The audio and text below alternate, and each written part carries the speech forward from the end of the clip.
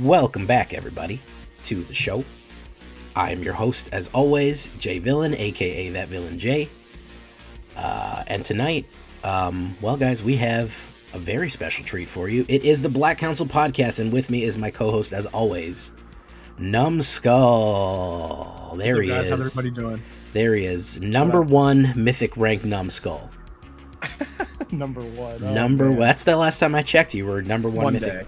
You were what are you at? Did you hit mythic last night? I fell asleep. I did, and I'm posting on Twitter, and people are yelling at me for playing Alchemy, but I got number 60. Number 6. Oh my god, that was fast. Was it just bang bus black all the way there? Yeah, it was just mono black. I think what was it? Sunday I got into diamond, and then or no, I think it was like between like Saturday and Sunday I got into diamond, and then I got to diamond 2 during the day yesterday, and then just kind of like went through, like just a speed run. Took me about maybe 2.5 hours on stream yesterday. Oh my goodness. So Bang Bus Black absolutely dominating. I believe I played your deck on my channel, so you can find that video. Sweet. Okay. We really should just make a video of you playing it. What got you to Mythic in 3 days? We can. We just make host you a video of you doing it. So, but anyways, here we are, and of course I am in Diamond 4. I mean, I am in Platinum 4. I oversold myself. Oh. Plat 4. I am in. I'm loving it in Plat 4. I'm really bored of the meta, and I'm trying new experimental things and seeing what works. So that's where I'm at. But I'll get there. I did hit. I was lucky. We didn't. Of course, it happened after the. We had our podcast, but I hit Mythic, and I wasn't able to talk about it on our podcast. I couldn't brag about it, but I did hit it with Mono Red Alchemy. And personally, the reason that I've been enjoying playing Alchemy is that it is so much different than the standard play queue right now. Yeah, definitely. But enough about us. We want to say thank you to you. We want to say we've got a bunch of new patrons that we got here. Currently, our whole operation here at the Black Council is funded by you guys. It is the council. It is the Roundtable podcast, so we'd like to hear from you and what you're thinking. We want to welcome Mr. Wouter. I don't want to use your last name. I don't want to dox you. Greg the Alien, and of course, War Minds. Welcome, everybody, to the new patrons. We are at 8 currently. We were almost at 9, and then somebody left. That's okay. It's fine to leave. It do be like that. It do be like that sometimes. And but the thing is, our goal right now is to get to 10. Once we have 10 patrons on our Patreon, which you can find the link down below or in the live chat area, we're going to open up our own Black Council Discord, so you can ask us direct questions. We'll jump on the voice chat occasionally, whatever. And we'll have discussions specifically about the nature of Magic. This is our quote-unquote, call it meta Magic way of talking about things. And we'll talk about different ideas of Magic. Not just cards, but about the game in general. Not just decks, not just cards, but the game in general, where it's heading, the meta, and everything else we have going on, and what we're thinking about it. So we'd like to extend our invitation to help you join the Black Council on our Patreon. You can join for as little as how little was it, Numbskull? We're at $1 per month, even if you wish. And I see now we have a European patron, so even €1 per month, if you wish. €1 a month. Oh my goodness! Even though I think €1 is more than $1 right now. I think, or maybe it's the other way around. I know the pound. I'm not an economist. The pound and the dollar keep kind of playing up and down and up and down. Okay. I don't know where it's at, but either way, there is a minimum contribution. You can join the Black Council. It's very cheap, and help us grow. I think our set, if we get to 20, we're going to do a Black Council tournament. So I 20 think sounds good for that. 20 sounds about good for that. Yeah, we'll run an exclusive council tournament, which will be fun for everybody. So back to what I was saying. I hit it with mono red devils that just rode me out last season. I did hit mythic. I only hit 93 though. I never push for numbers. I don't have the patience. It's amazing that you do, Numbskull, because once I played a deck like 6 times in a row, I'm pretty much done. Like, I gotta log off. I'm like, all right, I'm tired of this deck. So it's absolutely kudos on your patience, man. Number 60. Amazing stuff. So now I'm going to say it again. Are you the highest ranked Mythic player that has a podcast? Are there any higher ranked Mythic players right now that have a Roundtable Magic podcast? That's the real question. I guess I would have to see what like other people that I know of who do a podcast, or like if they did like a speed run into Mythic right now. There are also like there's some pro players who have a podcast. I don't know how much arena they play. I know a lot of the times pro players don't care too much to do speed runs because they're kind of already qualified for a lot of things as a professional player, so they don't need to, do that like some of the grinders on MTG who haven't actually fully gone pro yet, but yeah, as far as I know, there isn't anybody higher up than me who has a podcast, but maybe, who knows? Okay, because what I'd like to say is that we're the most Mythic podcast available. The most Mythic, I like that. I like that. So aside from me dragging down the bell curve all the way back in, you gotta bump those numbers up. Yeah, those are rookie numbers. I gotta get those numbers up. I've been trying everything. I tried mono black discard. I've tried a Golgari. Golgari took a hit this season, man. Golgari ain't shit anymore, man. I absolutely cannot get it. Yeah. It kind of like forces you to play red and just go Jund. It feels like. Yeah, like really, that's your best bet. That's what I really put is Jund. There's just right now it's all about a value game. Personally, what I'm thinking is if you're not squeezing every last drop out of that toothpaste tube, you're just behind. You cannot have you can't even have a medium value card in your deck. You have to have you've got to have all bangers. And every now and again you can get across with jank or something like that, but you either need to be moving at a ridiculously fast speed, be controlling every aspect of the board, or just, I don't know. There just really isn't a lot of leeway currently. So at least what's your take on it? Yeah, it feels like, there are a few things that work and then a few things that, I don't know. It's just, we kind of really know what doesn't work. You know what I mean? Pretty easy. Like the game will quickly tell you what's not going to work. Yeah. But I guess maybe you could argue it's always been like that. It's like, there's only so many things that are good, but I think what we're looking at right now is a very unsolved format. So I think this month you might see it become a little bit more solved with the Mythic qualifier event being standard. So I think you'll see some really high level decks that emerge out of day 2 of that. Okay. Maybe I'll make one. Maybe I'll get bounced in day 1 again like I normally do. We'll see. Okay. But yeah, I think that it remains to be solved, but at the same time, it's funny because, even if it is solved, it'll only be solved for like 3 or 4 weeks, if that, because of Brothers War. So that's kind of funny. You know what I mean? And then obviously, we have new Alchemy cards coming out too. So that's a thing. But yeah, standard feels very unsolved right now. It feels very up in the air. Most of the meta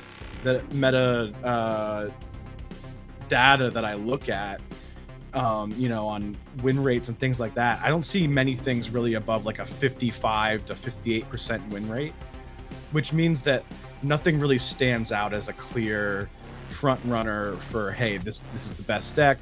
Hey, these cards are what work the best. Obviously, we know like Shoulder is a phenomenal card. Meatok is still a great card for like black, things like that. But there isn't a particular. I don't think anybody's cracked the actual deck within standard. Yeah. that really sticks out.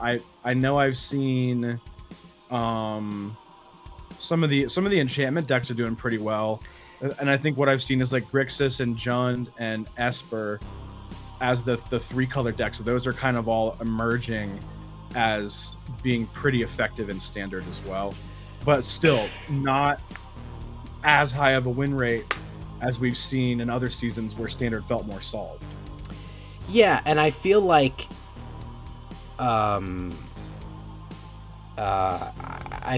first of all, I think it's amazing that basically the Kamigawa already put together complete enchantment deck still works.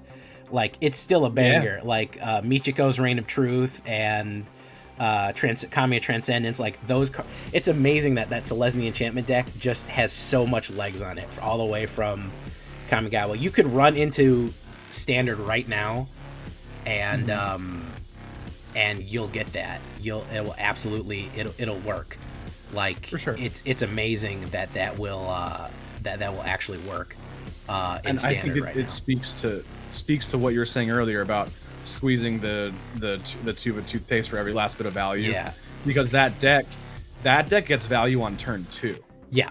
Yeah. There's turn 1 technically with Generous Visitor. Generous Visitor. Like you don't have an ounce of fat on that deck. You can do turn 1 Generous Visitor, turn 2 what's that called? Junkai Naturalist, or the binding one, and immediately lock out their second play. Circle of Confinement. And then turn, like, again, just like 2% body fat on that guy. Just absolutely lean and cut.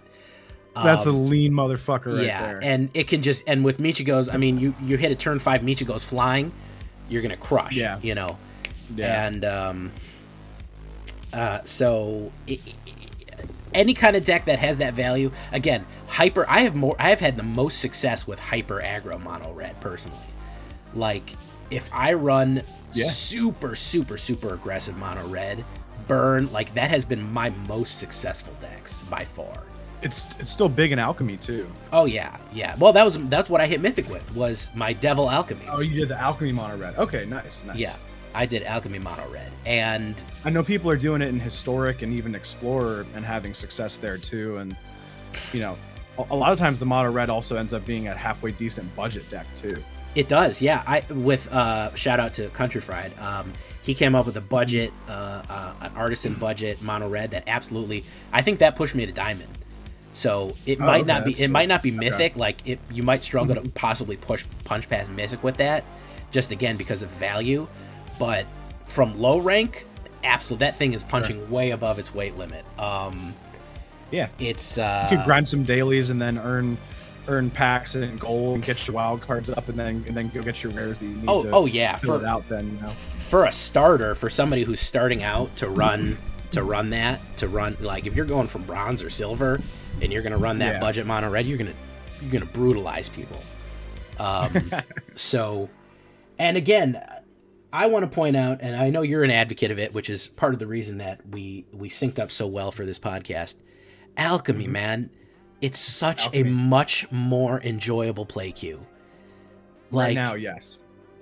I can't express to you guys. Listen, if you're frustrated with the game right now, you're like, man, every other game, I'm getting mono blue controlled, I'm getting mono black valued the hell out of there, and I call it the 5-step, which is of course the turn 1 cut down, turn 2 Tenacious Underdog, turn 3 Liliana, turn 4 Shale Dread, turn 5 Despair, which is the perfect black hand. We just call it the black hand because it's just a 5-finger right there. I like that. If you get hit with that, you're dead. Like, if you're not running the perfect solution, you're doomed. You're dead. You're dead on your feet if you get 1, 2, 3, 4, 5, because they're just gonna sack, destroy. Yeah. And the mono blue, when people are just sitting there playing island after island and not playing any cards, man, I just want to get out of there, bro. Like, somebody could, honestly, at this point, somebody could trick me and have a deck with nothing but 60 islands and just be playing islands every turn. I'd probably scoop by the 3rd island, thinking that there's something on there. If you're just playing, if I see some premium islands drop, I'm out of there, man. I don't even premium. Yeah, that's how you know. That's how you know somebody's really hitting the sweat. So that's why I'm saying, guys, please, you can take your standard deck to Alchemy. It doesn't check to see if you have any Alchemy cards in it. You can just play standard decks in it. You don't actually have to get the cards. So, I mean, I assume you generally agree with that statement that Alchemy is where to be. Yeah, right now Alchemy is better for me. I will say in the first couple of days of the season, we do have a lot of people that were just like, it felt like every matchup was, I mean, and maybe it's what the matchmaker pairs me with because I'm playing mono black, but every matchup was either Esper or Rakdos in the first 2 days because those were the two most prominent decks at the Arena Championship, which was what not this PAX weekend, but the weekend before. So because those decks did the best and they were most represented in top 8 and top 4 in that event, you're just going to see everybody running those. So in the first couple days, it was like, man, this is all I see. But then I will say yesterday, it felt like it kind of evened out, and I actually got a little bit more of a healthy balance of cards and or decks that I went up against, I should say. So it was nice to not play Rakdos every time. You know what I mean? It felt like that was more than half of my matchups were Rakdos. And ended up being kind of a toss-up if you win. So definitely delayed my push a little bit this season, but I think it's starting to kind of settle a little bit. And then what is it, Thursday? The new cards come out, so that's going to shake things up too. Thursday. That's what we're here about, because we are recording this on a fine Tuesday afternoon. I don't think we have all the cards yet. We're missing like 10. I think we're missing, if I look on my website here, I think there's supposed to be 30. So that's... Looks like we got 20. Yeah, it looks like we got 20. And that is what we wanted to go over and maybe look at... some Brothers War, because we're already into Brothers War spoiler season, which is ridiculous. Yeah, they're really going hard on that too. They were like really pushing Brothers War, and there's some exciting cards in both the Alchemy and the Standard. So we want to go over some Alchemy stuff, and guys, we telling you, man, play Alchemy, man. It's not that bad. You've been sold a bill of goods. You've been sold a lie that it's the worst thing that ever happened in the world. It's the worst thing that ever happened to Magic since the list and since they banned the Power 9. It's not. It's just another format. It's not expensive. There's like 5 cards maybe that you need. And I mean, I gotta give a shout out to in my Discord, Lady Paradabo, who posted that great meme of, man, I hate Alchemy. It's not real Magic. And then the same person, well, I can't wait to play Infinity and put stickers all over my cards and get carnival tickets, and it's like, it's Magic, man. If the cards say Magic the Gathering on them, they're digital, they're not digital, they're real, they're fake, whatever. They're all Magic cards, man. I'm an old head. I started in 94, man. I have revised cards. I still use revised lands in my paper deck. Okay, so that came out in like December of 1994. To me, it's Magic. It just is. I don't know. It doesn't feel wrong to me, so I don't know.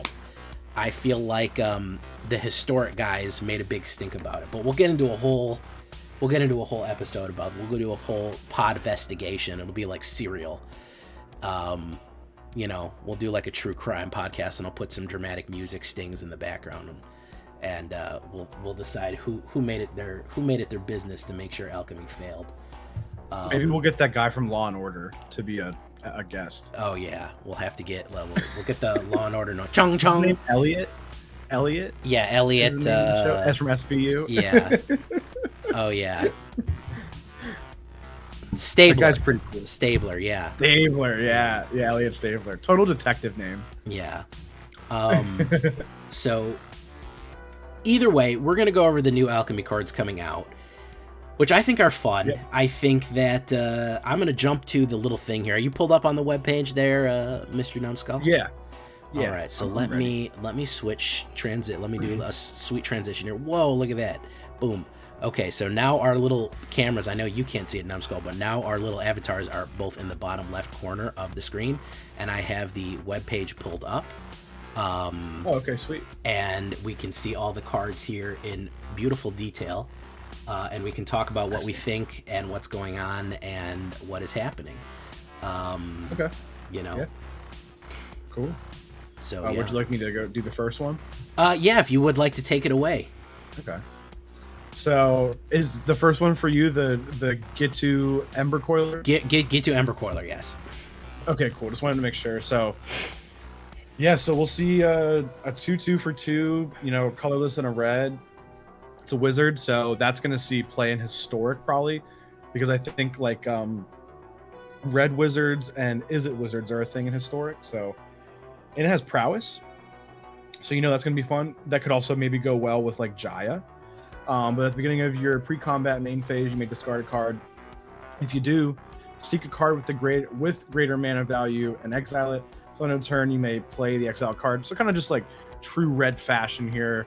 You either get to play the card this turn or you don't. You know what I mean? I think with the prevalence of mono red burns, this is going to be almost like an auto include. Yeah, if you just go like super low to the ground, nothing AMC higher or nothing CMC higher than like 3, then you're looking at hopefully being able to play damn near everything.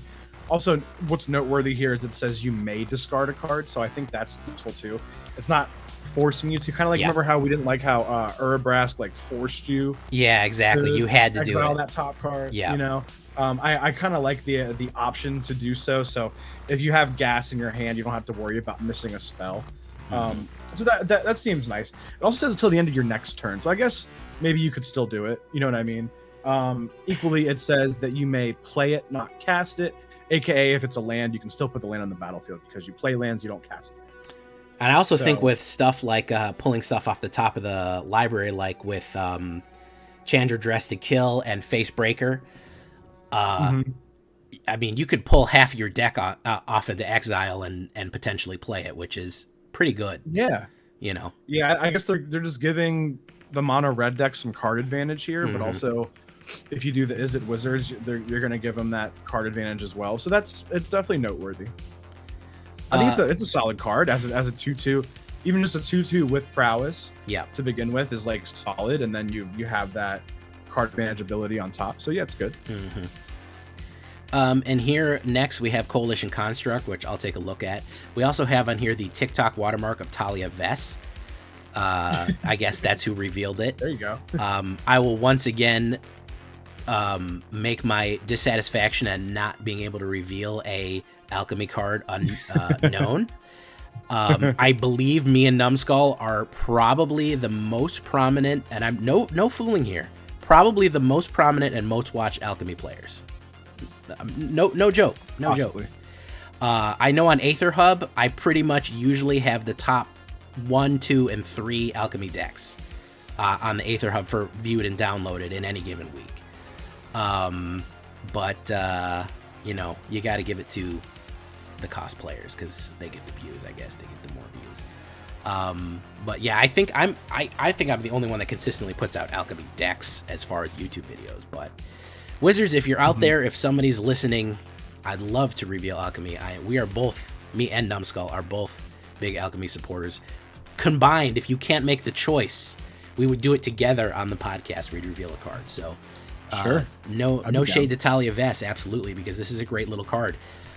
This is one of those cards that's just like, he's just waving there. He is an include for basically any type of tribal, basically. Coalition Construct enters the battlefield, choose a creature type.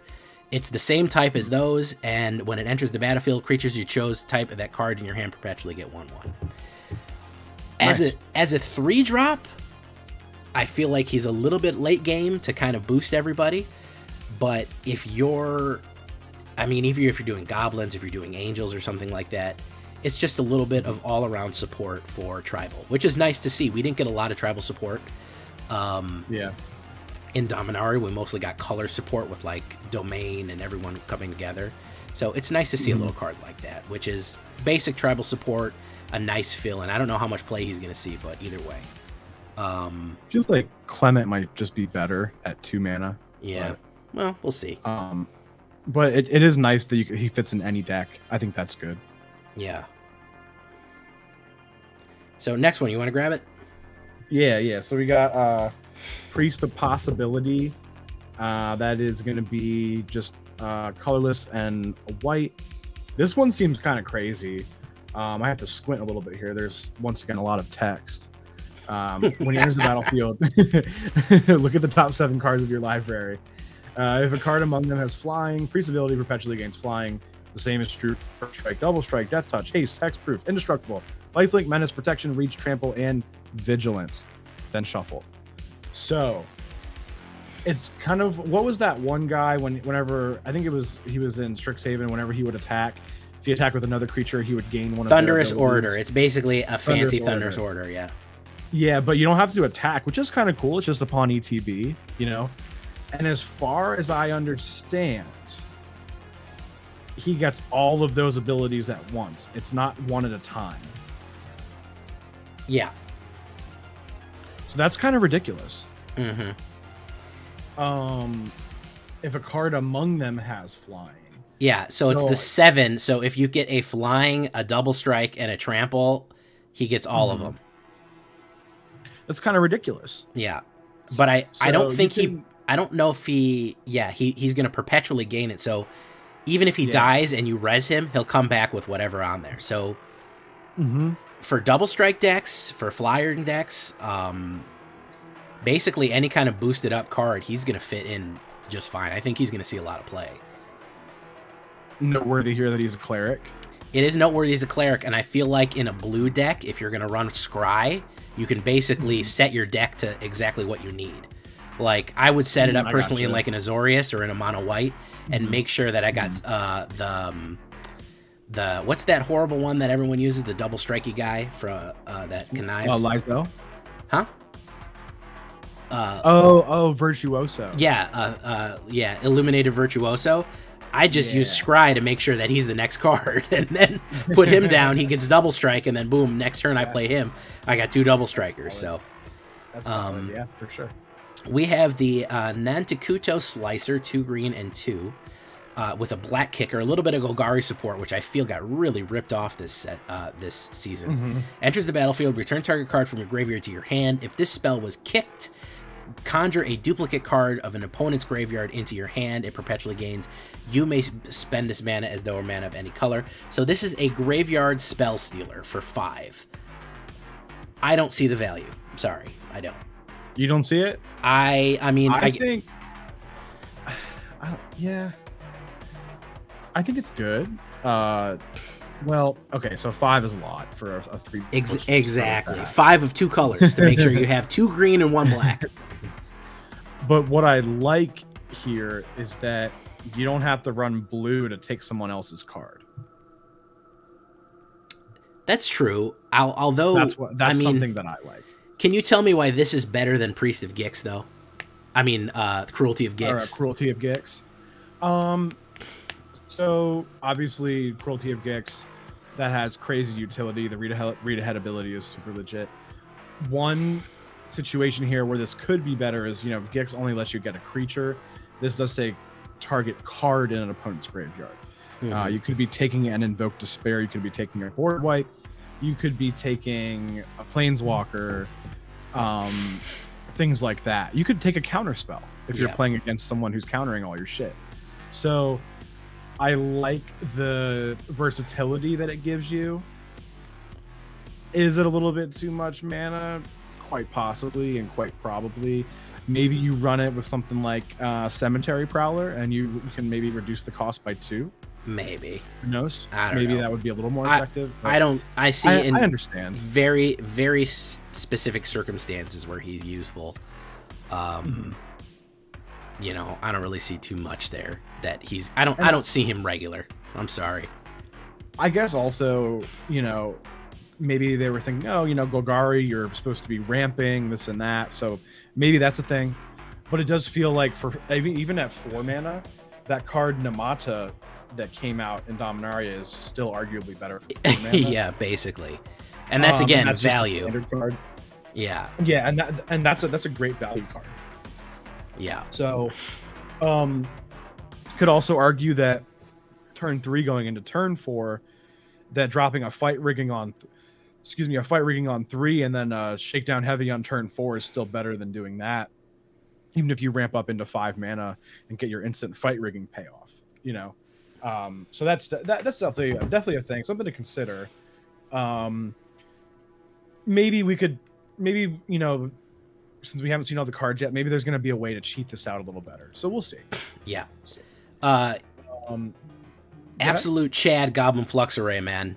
You get to look at that one. I don't think that needs any needs any introduction there, man. That's good lord, man. I think it's cool, and I like the spellbook stuff. It is 4 mana. I think that's the biggest drawback here. 4 mana. Goblin spells you cast cost red less to cast. If it doesn't require red, it costs 1 less to cast. So that's actually noteworthy too. So even if you were to run like goblins that had black in the cost and didn't have red or whatever, like especially like for historic, it would still just reduce the regular cost, which is good. Getting a random step, conjure a random card from Goblin influxes array spellbook into your hand. So that's pretty legit. I'm showing the Rel spellbook right now on the screen. We got a lot of stuff here. Yeah. Looking at the spellbook, I'm loving. I see Chieftain, legit. Yeah. Brash Taunter, one of my favorites. When I first joined Arena, that was one of my absolute favorites. I thought that card was great. I used to try to always make that fight, like try to give it indestructible and make it fight like a really big creature, and just smack him in the face. Yeah. That was like when I first joined. Oh man, that was so fun. Yeah. You bring back the Relic Robber. I know everybody hates that card. I know. Somebody catches you slipping with the Relic Robber, it frustrates you to no end. Battlecry Goblin 2 is very fantastic. Yeah. Legion War Boss. Really well. There's a pretty good selection of goblins, and the thing about the cost, the thing about the Goblin Array influx cost of being 4, I feel like with red, you can get so much treasure. You could probably get it out turn 3 with if you're tricking treasure, you can get it out turn 3. Yeah. So I think this is an absolute beast of a card. I think that Goblin decks and Alchemy are about to go absolute ham. So. Yeah, I think it's good, and it would be cool if, everybody right now thinks of goblins. That's a fucking starter deck. It would be cool if we could get it to where we think of goblins to be more than that. I don't know if I would actually play it, but just for the sake of having something else, it would be cool if it could be, given the respect of being more than just a precon. Yeah. Next, I have here Bloodsprout Talisman, 1 green and 1 black, Golgari, and it is a Golgari ramp. It enters the battlefield tapped, and you pay 1 life, choose a non-land card in your hand, and perpetually gains. This spell is 1 less.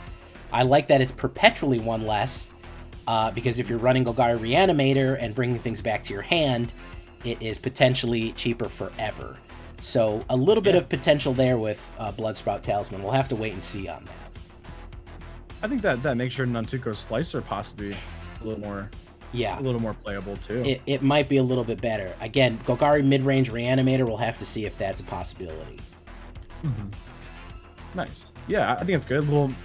And I've heard of people calling it a mana rock, but I want to say that it has more upside than that, because a mana rock is just where you tap it for the mana. We're talking about a perpetually reduced cost in an archetype that is known historically for interacting with 1 or more graveyards. Yeah. So the perpetuality, it's more than a rock. It's more of a mana boulder. I like that. There you go. Yeah, that's good. Paying the life is probably fine. No, for Golgari, I don't care. I can get life in Golgari. Black and green both gain at a regular. So that doesn't seem like too big of a deal. You can run a lifelink creature. You can maybe play a couple of those lands that gain you life. They're a thing now too. Yeah. So that seems fine. And then, reducing the cost of things like that. Just kind of ramping up. And then I know that there's I think there's like cards that let you untap artifacts also. So that's something. You untap some artifacts. You can maybe ping this twice in 1 turn. That's noteworthy. I think it can be good, and I think that it makes Golgari a little faster, where it was historically known for being a little too slow for the format. So this should help. Yeah, should help. You want to show us Vine Soul Spider? Yeah, Vine Soul. So Spidey's making an appearance. not mad. A 3/2 reach for 2 automatically is value. Yeah. And then at the beginning of the end step, put a random land card from your library into your graveyard. So this is cool. Kind of like, I guess, thins out your deck, but if you're playing off your graveyard, I know what is that? Soul of Windgrace. Yeah. Is going to let you get lands from your graveyard back into play. So that's something where maybe that would kind of work. You do turn 2 Vine Soul, turn 3 whatever, and then 4 you go Windgrace. Isn't there that Lurgoyf? Isn't there that new Lurgoyf that also its power and toughness is equal to how many lands he has in your graveyard? I wasn't sure if it was lands or creature cards. I can't remember. I'm not positive. I can hold on, the internet. Oh, your face got all messed up on the camera. There we go. Sorry. Yeah, there we go. Urborg Lurgrave, creature cards. Okay. But yeah, I think it's solid. It's decent. I think honestly in Historic it'll probably have more plays. Yeah, Historic, and then as a draft card to block those flyers, to just immediately have a good blocker for flyers, and just have a 3/2 for 2 in draft. Yeah, that seems like a very playable, because I know that they said that they're going to be debuting draft when it comes out on Thursday, so it seems very playable right off the bat, at least in limited. Now, I am very excited to talk about Daragaz Shivan Kampan Champion. This thing's Look great. at this dude, man. Look at this dude, Absolute man. unit. A 5/5 flying dragon in Jund colors, when we already have a brutal powerhouse of a Jund dragon, is putting Jund on Jund on Jund. Green, black, red, 2 flying. At the beginning of your end step, conjure a random card from Daragaz Shivan Champion into exile, face down with 3 egg counters on it. It gains at the beginning of your end step. If this card is exiled, remove an end card. There's no X counters put on the battlefield. It is just going to lay dragon eggs like you wouldn't believe. Every single turn, it's going to lay a dragon egg.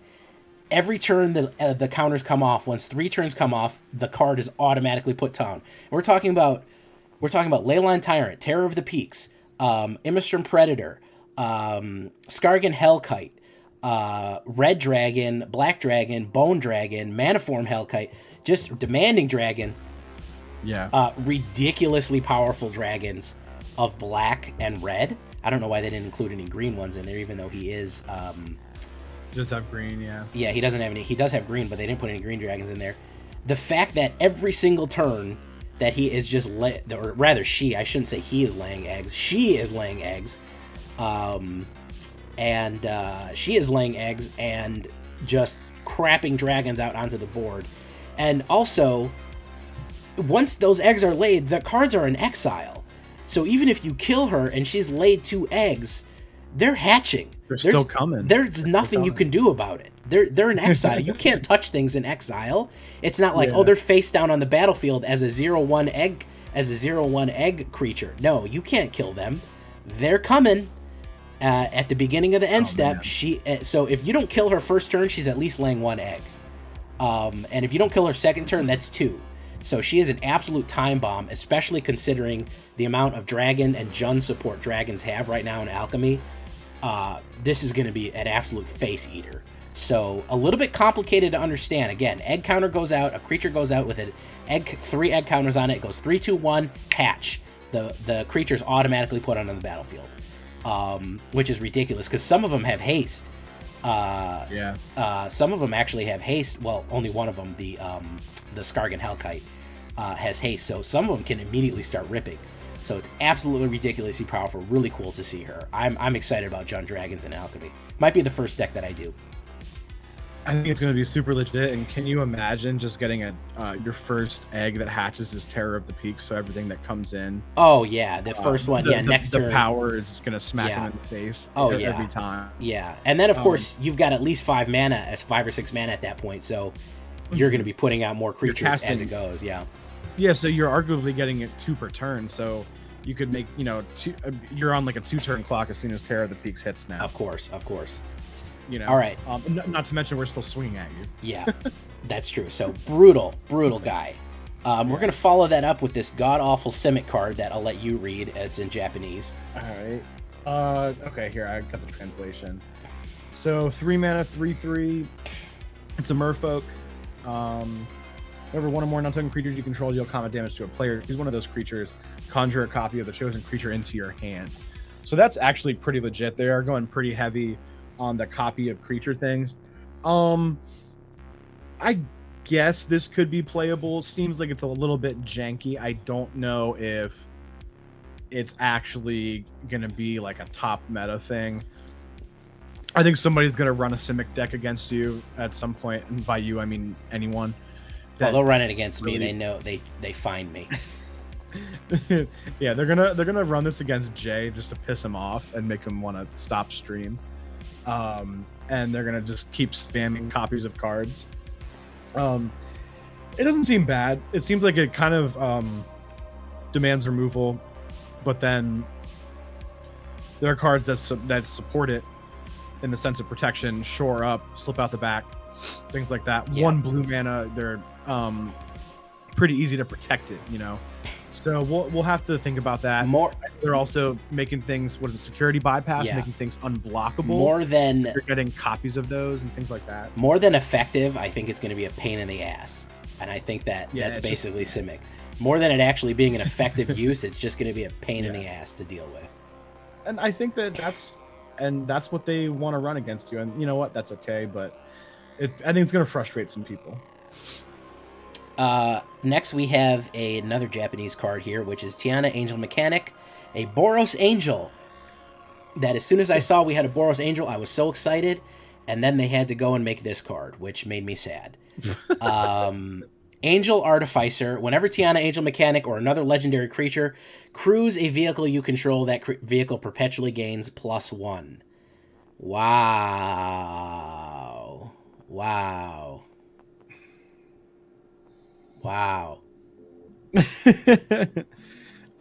Legendary creature crews a so you have to use one of your legendary creatures that are generally very powerful, get them to crew a vehicle which are generally less powerful and useful, and that vehicle will get +1 forever.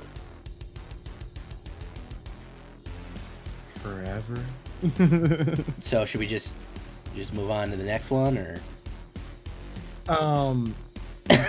yeah, I mean, it's like, I don't know, it's just like not, I mean, yeah, it's just like, are they just like throwing shit in there to throw shit in there? I don't know, maybe they want Mardu Greasefang decks to be the most pain in the ass things in the world. I don't know.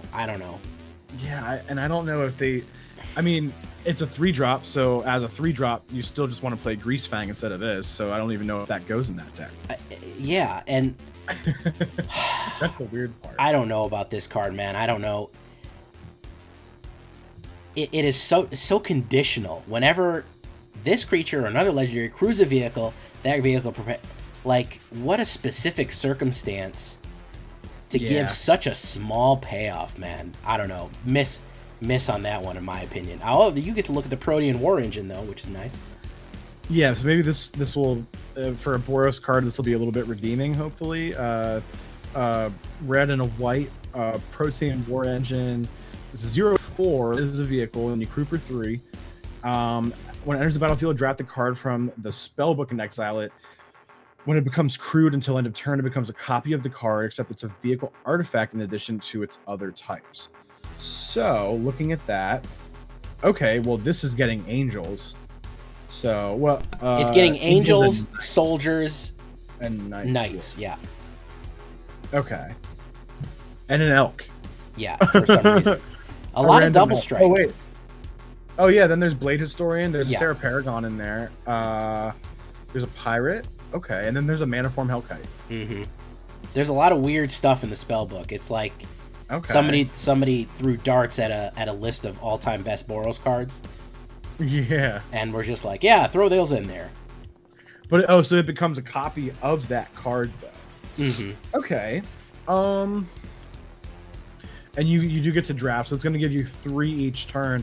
But then what if it turns into, all right, well, you crewed it, and now it's like I got a fucking. I don't know. Is there anything that's actually bad to get? Dual craft trainer's not very good.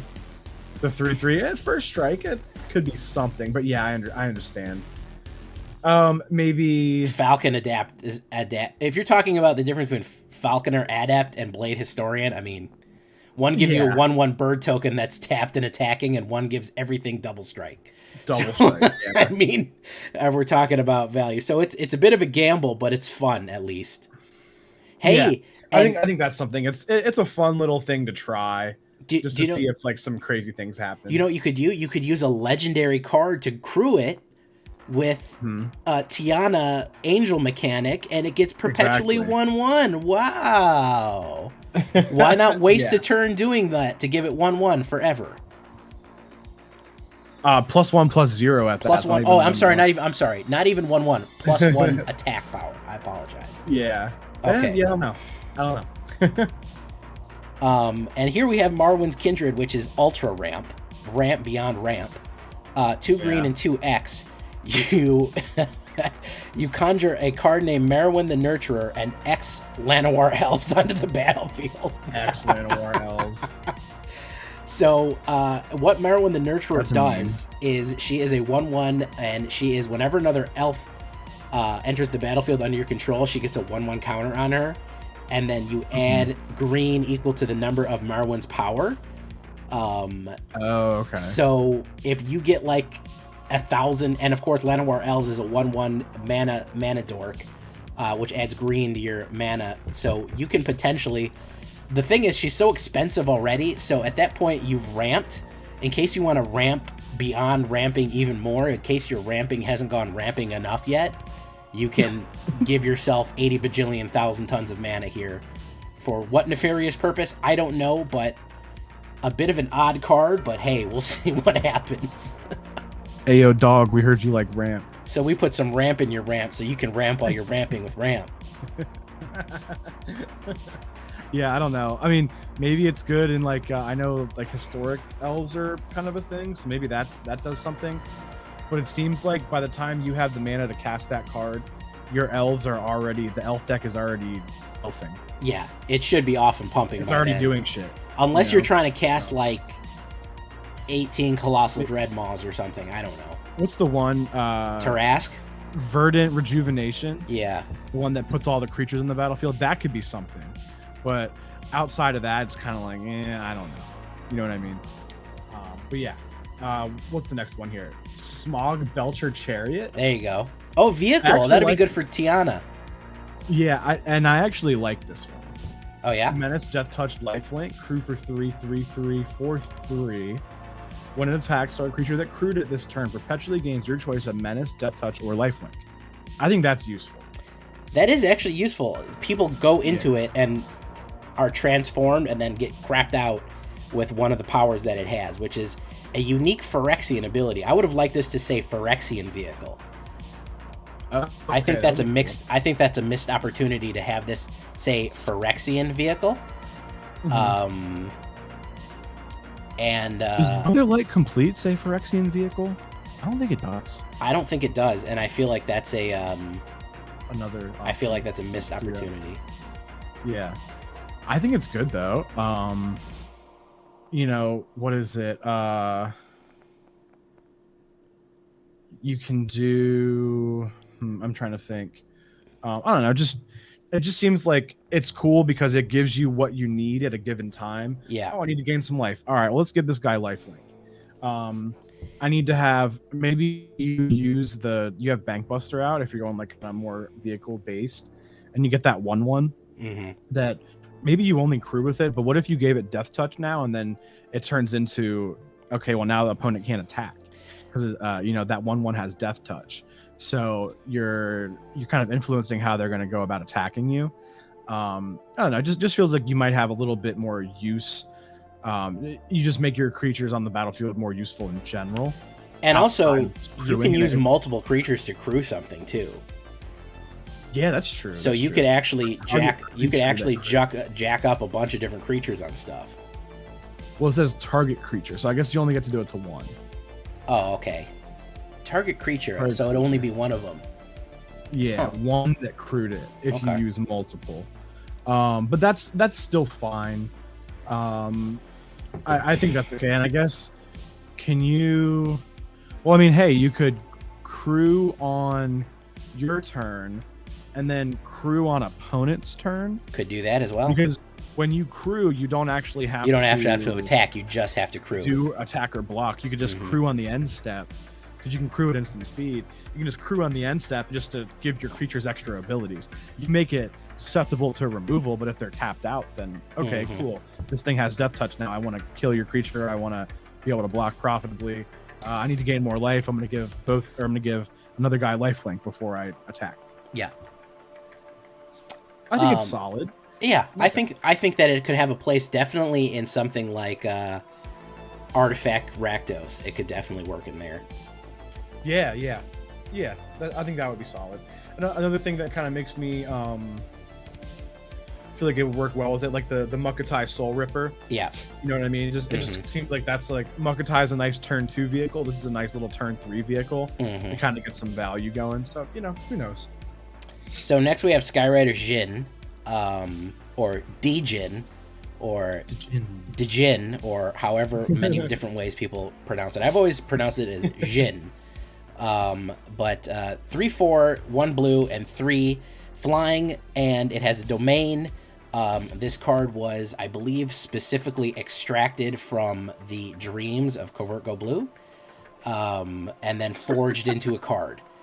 So it's a domain card that randomly gives you a spell book that does a million different blue things, that basically counter spells, draws cards, makes things unblockable. I can't go over everything in its spell book, but it's basically a control, a smorgasbord of draw and control. A toolbox, if you will. Yes, a toolbox. Some of it's very good and some of it's not great. So, sometimes you have Stifle, you have Ghost Form, you have Contentious Plan, Keep Safe, Snare, Startle, Befuddle, Flood, Teferi's Time Twister. You got a lot of weird stuff in here. And it has a very specific domain brew. So it's basically enters the battlefield, conjure a random card. Then if you have fewer cards in hand than the number of basic land types you control, repeat this process. So you get to keep drafting. If you have fewer cards in hand than the number of basic lands you control. Do you understand that? Simic card then. Yeah. Simic Ramp is now actually rewarded. Yeah. I don't love it. I don't love it either. So I'm probably never going to play this, but good luck to the maniacs who are super excited about that. I'll have to save my Valorous Stances and Destroy Evils for that. Yeah. So Niambi, Beloved Protector, the next one, white and a blue. 2/2 flash. It is a legendary. It's once again a cleric. When she enters the battlefield, choose target non-legendary creature card in your graveyard that was put there from the battlefield this turn. Return it to the battlefield. It perpetually gains whenever this creature becomes the target of a spell or ability. Draw a card. This ability triggers only once each turn. So that's kind of crazy because you can just do like maybe it's designed to be like another Orvar almost in a way where, okay, you're gonna make me discard stuff. All right, well I'm gonna flash in Niambi now for 2 mana, and I'm gonna bring that and the other back. I see this in Best of 3 being a very good sideboard card for those who are making you discard everything. Yeah. But note that it does have to be that turn. But if your opponent makes you discard on their turn, it's no, okay, it's if it goes from the battlefield to the graveyard. Oh, sorry, from the battlefield. Okay, yeah, so it's not discarded. If they kill it. Yeah. Sorry, so I guess if they kill it. So it just immediately rescues something. Yeah, basically, or maybe like post combat. You know what I mean? You want to bait them to block so you can kill one of their things, but you just get it back for 2 mana. It just seems. It's almost really like a little bit of an ephemerate too, because if you have anything that triggers when it enters the battlefield, it does something. Yeah. That would be really nice to do, because I'm trying to think of a good white or blue card that hits something when it leaves and comes back. I mean, there's a few tricks you can put up. One that I can immediately think of that has tormented me for months now is the specialized Lysel on. Oh God, yeah, it's when a bad it enters one. the battlefield, you get the 3-drop with it. So this is bring back a Lysel and Diviner of Fates for 2 mana. Yeah, that's a tough one. So I'm not excited about that, but I'm sure that's gonna be an auto add as a 2-drop into these Esper decks that we don't like. I get to talk about Slimefoot, Thallid Transplant, 1 black and 1 Slimefoot. 1 green. I had probably one of the first decks I ever made on my channel was called the Saps of Us, and it was a fungus deck. Because because The Last of Us is, spoiler, it's crazy funguses that take over. Off topic, they're making a show for it on HBO now. I know, I'm interested in that. I never played Last of Us because I didn't own a PlayStation, so although I know all about it, I know nothing. I've never played it. Because I'm an Xbox guy, so what can I do? So the Saps of Us, very good mushroom deck. You can go. It's probably one of my first videos. I think it's like my 3rd video I ever made. 1 black and 1 green, 2/2. Whenever a swamp or forest enters the battlefield, draw a card. And of course, from the spellbook, we don't have the spellbook yet. I assume it's going to be a bunch, millions and millions of different types of famous mushrooms from throughout the ages. But also, I'm glad Golgari is getting a little bit of love, to be fair. Mm-hmm. Yeah. So I'm interested. We'll have to update you on that one. I wonder if maybe because of the forest or swamp entering, if maybe it'll give you some lands too. It could. I mean, it could be spells. It could be. I've Or done like a lot of ramp Sapperling cards. stuff. I got to look back at my old Sapperling stuff, what's available on Arena. Because there's some decent Sapperling and Thallid and fungus stuff out there. You can ramp pretty hard to swarms of tokens. For sure. I guess we got next one, Diminished Returner. Mm-hmm. This one, we'll see. It is a Phyrexian, so there's your Phyrexian text you were looking for. Mm-hmm. So it is 1 colorless, 2 black. Enters battlefield tap, so kind of like your what is that? The conscript, the 2/1 that comes in tapped, and you can perpetually give it -1/-1. Return to the battlefield. Activate only if it is in your graveyard and its toughness is 2 or greater. So I guess you can only do it once. Because as soon as you bring it back, you can do it twice. Because when you bring it back, it goes 2, and then if it dies again, it stays at 2, but then you can still bring it back. But after that, you can't bring it back. Mm-hmm. But I guess if you did after that, it would just die anyway, because it would go from 1/1 to 0. So that's fine. But I guess they don't want you to trigger like any kind of death triggers and get extra value out of that just by having it ETB and die. You know what I mean? So they're limiting you a little bit, but it seems fine. You can bring it back 2 times. It's not bad, especially it looks like it's at instant speed. Yeah. So you could do that on your opponent's end step, and then the come in tapped thing doesn't really matter as much. For a sacrifice play, it's not that bad. And also, I have to bring up that the art is fucking sick. The art's cool. Man, that art, it looks like an 80s album cover, and I love that. I like how his hand looks for sure. I think that's very unique. I just like the glowing red eyes and the spikes coming out of his skull. That's cool too, yeah. Yeah, and the dimension of the trees in the background is pretty lit too. Yeah. I'm definitely enjoying the art. I like the art, and I like that it's just Phyrexian wires overlaid over somebody's skeleton. That Phyrexians literally just use anything to reanimate. They'll reanimate anything. Yeah. Goblin Morale Sergeant, hell to the yeah. Talking about goblins that they went ham on goblins. Ham on Rye, the Mayo. Absolutely. Goblin Morale Sergeant here is 2/1 haste 2 enlist, which isn't great, but whenever Goblin Morale Sergeant enlists a non-token creature, you may conjure a duplicate of that creature into the top 5 cards of your library at random. The duplicate perpetually gets 1/1. So while the enlist ability gives you perpetually gains and haste too, yeah. +1/+0 haste. Yeah, that's solid. So if you're going to duplicate something, this is good. I don't think enlist is a great mechanic. When you do stuff like this, when you enlist, you get a bonus when you enlist. It's a lot worth it. Like the Banalish Hero or whatever we have, the Banalish Protector that it scries to when it enlists, that's worth it to me. Yeah, you know? yeah. So, and the fact that I think enlist would be made more powerful if they could enlist people that had summoning sickness. But either way, they can't. So you can actually keep somebody safe and conjure another one. Another little bit of a goblin here, a little bit of goblin action for here. Goblin Morale Sergeant. I like that he has a normal size sword, but to him it's like a great sword, which is funny.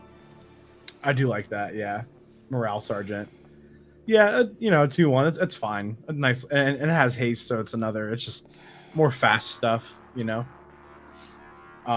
yeah, next one. This is maybe one of the most controversial. Here it is, guy. You get to talk about it, Numbskull. Oracle of the Alpha. Oracle of the Alpha, yeah. So another really strong blue card. Wow. Who would have imagined? Who would have imagined that they would love blue cards and make blue cards that are fucking busted and broken? So unusual for Wizards.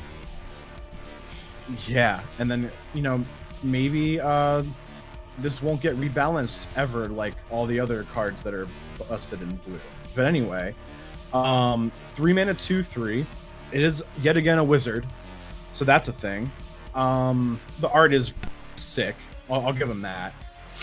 The art is pretty Oracle sick. Yeah, art's really cool. When upon ETB, conjure the power 9 into your library, then shuffle. All right. So anybody who doesn't know what the power 9 is, it is 9 original. Were they alpha set cards, Jay? They were in alpha, yes. I believe some of them were reprinted. I believe most, if not all of them, were reprinted in beta. Every single one of them is banned. Pretty much every single one of them is worth $50,000 or more. Yeah, basically, if you own the power 9, you could like trade it for a house. So there's that. A big house. Yeah, it shows me Black Lotus alone, which is the first one. And we'll include a link to the Power 9 here. I won't go over all the Power 9 cards, but we'll include a link to what they are for those who are or may be unaware. But yeah, this is the Power 9. It just I'm showing them on the screen. Are you showing? Okay, yeah. So you see the Power 9 on the screen. There were a lot of really, I guess, when they first came out, they didn't think they were going to be that crazy. But then as more cards came out, it made the game so broken that they had to ban them. Like such as Time Walk, a 2 mana, take an extra turn. That is unreasonable. Let me just put it that way. It's unreasonable. So the story, if you want a little bit of history, Richard Garfield had no way to really play test these in a wide format before. I mean, it was just like him and his college buddies and his students and whatever play testing these cards before it went like to printing. So they didn't really get a chance to, like scale the power levels according to everything that is, everything else in the game. People didn't realize how bad or how broken like that was. It's just ridiculous. It's just absurd. The level of them that the fact that it's just free mana. Well, this is the idea of we get the term mana rock, by the way, guys, in case you don't know. Yeah. A Mox Pearl, Mox Sapphire, Mox Jet, Mox Ruby, Mox Emerald. Each one of them is free and just generates mana for free. So it's just an extra mana land. It's just an extra mana artifact for you. And it is literally a rock that generates mana. That's what we call the mana rocks. It's not a land. And it's not a land, so you can play them for free. I shouldn't have to explain what a Black Lotus is. Black Lotus is a crazy card. It's actually the background right there of Numbskull's thing, if he wants to point to it over his shoulder. You sacrifice it at 3 mana of any color, and that's free to play. When I was a kid, Black Lotus cost about $700. $800. It was notorious for being popular even then. Nowadays, it says 26 grand here, but I'm almost positive. I'm sure it's way more. That might be a beta heavily played. Okay. Or just like the one that they have available to sell you is worth that much. But like a good one is, you know what I mean? Yeah. If like a mint, let me look it up. Mint Alpha Black is, let's see, right now on eBay, Gem Mint Alpha Black, sold on eBay for $511,000. Wow. A PSA 10 Gem Mint Alpha Black Lotus sold for $500,000. So There you have it. You know, there's that. On eBay right now, there's a Gem Mint 9.5 rated Black Lotus for $1 million, $999,999 US dollars. So yeah, these are probably all heavily played if you got these prices that are up on the screen. So the Power 9 is insane. The fact that you're actually, this is probably the only time any human being, aside from being a millionaire, this is the only time I'm ever going to be able to play with the Power 9 in any That is capacity. true. If you want to play Power 9, if you ever wanted to, this is where a digital game can be more beneficial than the limitations of paper, you know. But it does seem like, and I think we were talking, there's, you know, you got your 5 mana rocks here, but it does feel like, you know, you're putting these in your library, you draw one of the 5 mana rocks. It doesn't feel as good as it could to draw the Ancestral Recall, the Time Walk, the Time Twister, or the Black Lotus. Mm-hmm. So you have a 5 out of 9 chance that the card you draw that you conjured into your library isn't that effective. You're also making it harder to hit your land drops because now your ratio is, for lack of a better phrase, fucked up. So there are drawbacks to this card. It doesn't guarantee that it's automatically good just because the Power 9 is in your library. Yeah. Will people abuse this and find a way to make it crazy? Yes. Oh, absolutely. But and I think that that's not guaranteed to be crazy. I think that people are going to flash it in and out, in and out, in and out, and they're going to use like they're going to blank it. Yeah. Yeah, they're going to blank it. They're going to ephemerate it. They're going to flap it. Dorian. Yeah, they're going to do all kind of crazy stuff to it to make it flash in and out and get as much Power 9 as they can. It might be a fad because I think probably people will say like, I had the whole Power 9 on the board all at once because I'm a madman. I think that'll be funny, but will it have long-term legs that'll actually be useful? I don't know. I'm sure maybe just for memes, you know. I think with Key to the Archive, it's probably going to be heavily abused in control decks. With Key, I could see that. And also imagine getting it in draft. That would really be something. Putting the Power 9 in your draft deck, I see that being, you know, pretty legit. But yeah. What's the next one? We spent a lot of time on that. I know, but Power 9 we did. Well, it's the last one here we have missing the last 4 is Wandering Tree Folk is not a very interesting one after seeing Oracle of the Alpha. By the way, it's a reference to the Alpha set, of which I don't have any Alpha cards. I do have some Beta cards. Gotcha. But I don't have any Alpha. I also have some Dark and some other crap. But anyways, 1 green and 1 Vigilance. And it has the Domain ability. Seek a card. This ability costs 1 less to activate for each basic land type. So if you're running Domain, this can potentially be only you can seek a card for 3 mana. Creature card. Seek a creature card, yeah. And you'll just basically go find one, whatever you want. Not bad in draft. Mm-hmm. Yeah, actually not too bad in draft for the sense of, you know, okay, it's late game draft. Oh, I'm only drawing lands now. I need a creature so I don't die. Yeah. You know, that could be helpful, but in constructed, it's meh. It is a 2/3 for 2 though, with vigilance. So like not terrible stats.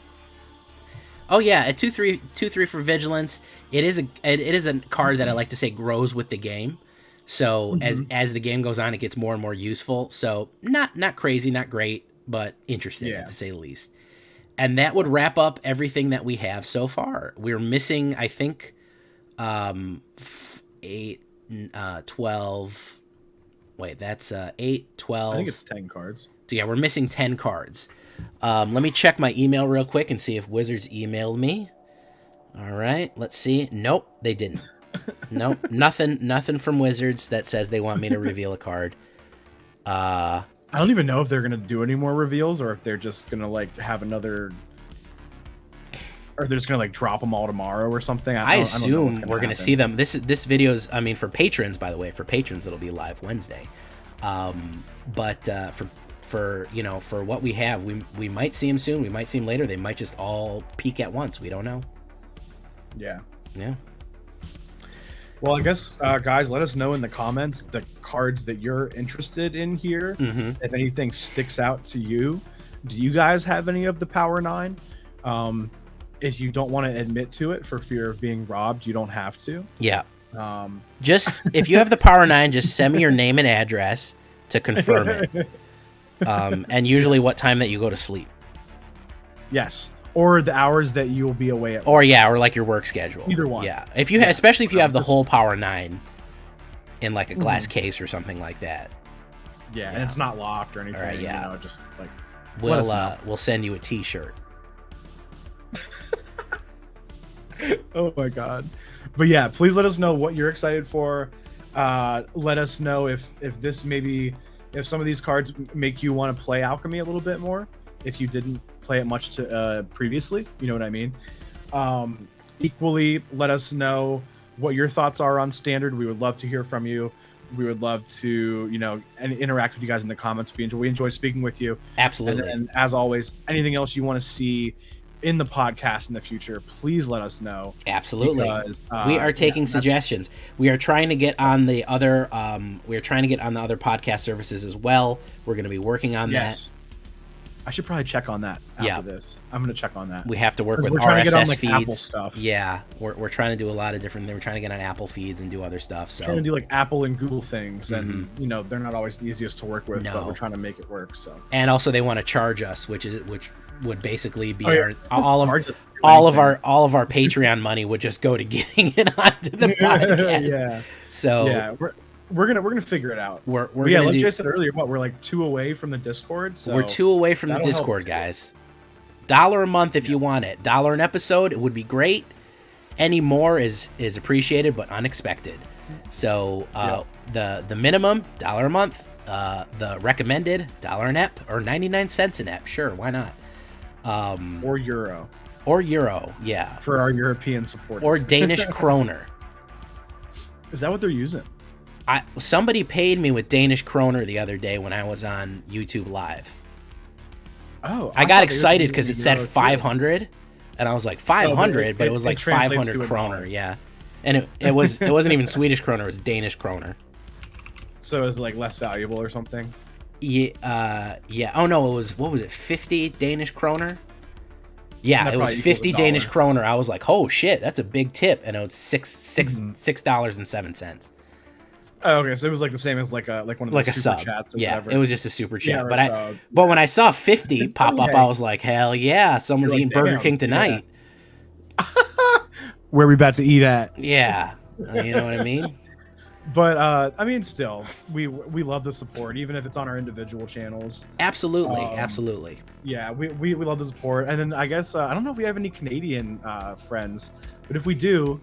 You can subscribe for as little as 1 loony per month. 1 loony, exactly. 1 loony per Canadian, month. Yeah. As somebody, I know they have dollars, but a loony is just like $1. As somebody who used to live in Detroit, we always got paid in Canadian change constantly, and they don't fit in vending machines, so it was real annoying. Oh, that's like you would go to like a gas station, and you pay for something, you pay for candy or something, and you'd get back change, and then try to go use a vending machine later that night. And it would be like, no, you're using Canadian. I'd be like, God damn it, they gave me all Canadian coins. Always happens. I think that I miss dollar coins. I think we should use dollar coins here. We're like the only place on earth that doesn't. I lived overseas. Everywhere uses dollar coins.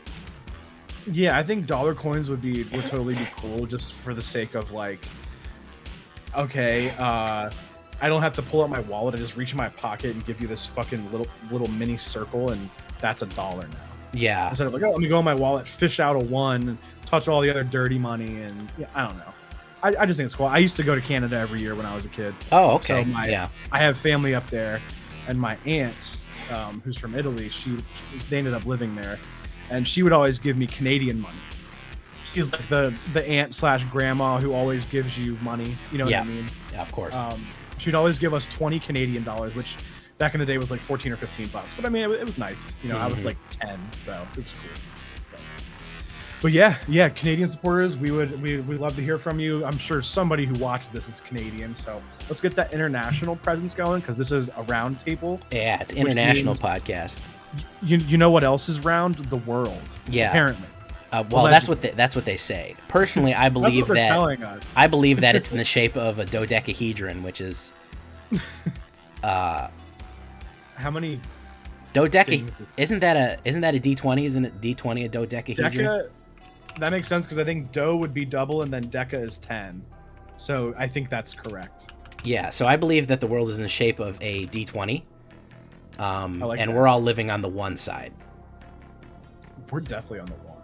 Yeah. Oh, I'm sorry. The dodecahedron is a 12 face. No, I apologize for that. The world is shaped like a D20, okay? And we're all on the one.